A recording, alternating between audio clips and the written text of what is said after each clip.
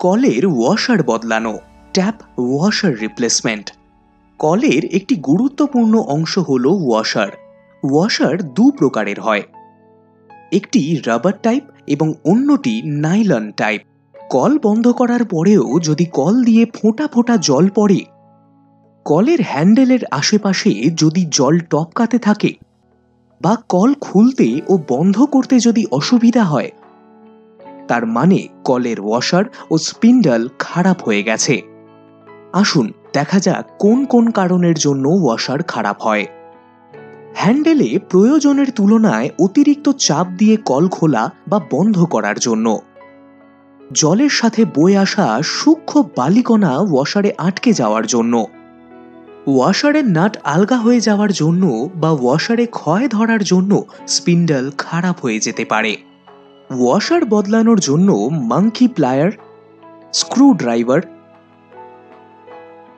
Teflon tape এবং safety গ্লাভসের প্রয়োজন হবে। আসুন দেখা যাক কিভাবে ওয়াশার বদলানো হয়। প্রথমে কল খুলুন এবং খুঁজে বার করুন কোথা থেকে লিকেজ হচ্ছে। স্ক্রু ড্রাইভারের সাহায্যে কলের ক্যাপটি খুলে নিন। তারপর স্ক্রু ড্রাইভার দিয়ে নবের স্ক্রু খুলে নিন।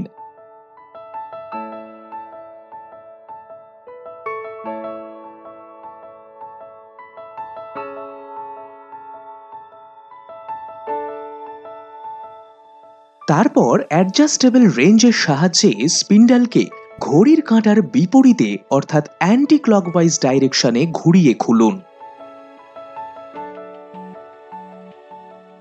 পুরনো ওয়াশার বের করে নতুন ওয়াশার লাগান।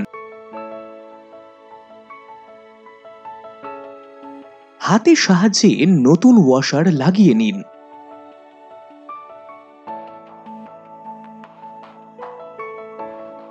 স্পিন্ডলটি লাগানোর সময় ঘড়ির কাঁটার দিকে অর্থাৎ ক্লকওয়াইজ ডাইরেকশনে ঘোরাতে হবে।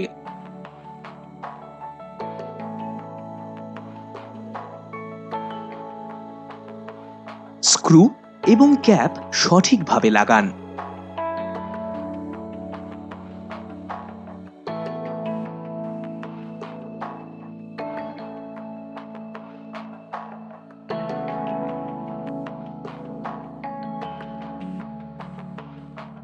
এবার কল চালু করুন, দেখে নিন কল থেকে আর জল লিক হচ্ছে কিনা। যখন আমরা বলি কল খারাপ হয়ে গেছে, তখন বেশিরভাগ ক্ষেত্রে লক্ষ্য করা যায় কলের ওয়াশার খারাপ হয়েছে। তাই পরের বার কল বদলানোর আগে কলের ওয়াশার অবশ্যই চেক করে নেবেন।